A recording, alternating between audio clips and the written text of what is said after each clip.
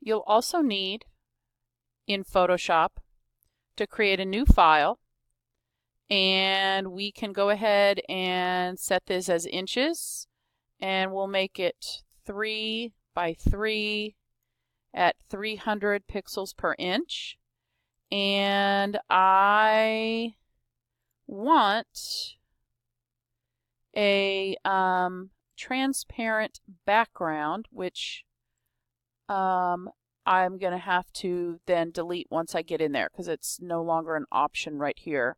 So go ahead and choose white and hit create. You should get a perfect square. Okay, I'm going to just unlock that background, and I am going to start by getting my ellipse tool, and I'm going to have no fill, a black stroke, and I'm just going to make it 3. And that's just so that it's big enough to where we can see it. We're actually going to get rid of the circle later, okay? So what I want is for you to down the shift key, and I'm just going to start from here more or less in the center, and I'm going to drag out, there's not a specific size, but right around there. I'm then going to get my horizontal type tool, and remember that when I get close to a path, which that was, my icon changes to where I can type on a path. So what you type is probably going to be different than what I type, because you're going to type something that is related to your image. So my image is of my nephew, so I'm going to put I, and I'm going to leave a space because I'm going to put a heart, and I'm going to say my nephew. Okay. So I am going to highlight my text, and I'm going to get my font set with this first.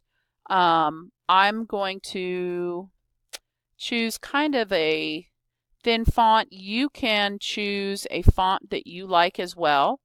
I would suggest not using these big fat fonts. It's not going to be as nice. And maybe not the script fonts either, because they can sometimes be a little difficult to see.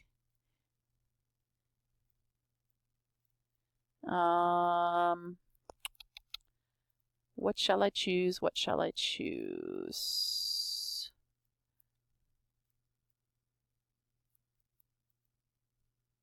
Oh, maybe I like that one. Or maybe I like, there we go. I'm going to choose that one. Okay, now I know what I need for my heart, so I'm going to put in a Y, and then I'm going to change this font to Webdings, and there is my heart.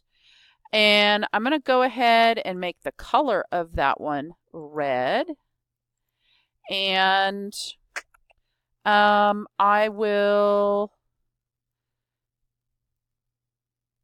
I guess I'll leave the rest of it black.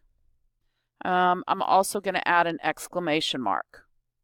So then I'm going to highlight that and copy, and I'm going to do a couple of spaces, paste, couple of spaces, paste. And as I look here, I can see that if I paste it again, it's not going to fit. Or if I don't paste it, I have a gap. So this is where you have to decide how you're going to manage it, because you could, at this point, work on increasing the size if you wanted to. You could also go in and, where is my paragraph panel? You could try full justification, although that spaces it out a little too much. So I think what I'm going to do is I'm going to reduce the size a little bit. If I try 20, and then if I paste again, oops, let me try 20 again. Okay, and I've got to reduce it a little bit more. Maybe if I got rid of one of the spaces between each. Almost. Let me try 19.5. All right, that's about as good as I'm going to get, and now I can kind of space it a little bit. There we go. Okay, so I am going to then keep this. I'm going to delete the ellipse. I am going to delete that bottom layer so that I have a transparent background with the checkerboard behind it. And I am going to do a file, save as, and I'm going to just go ahead and call this text ring. And that way I can find it. And again, it's a Photoshop file, so you can put it in your Photoshop folder, or because it's going in your Animate, maybe you want to put it in your Animate folder. I'll leave that up to you.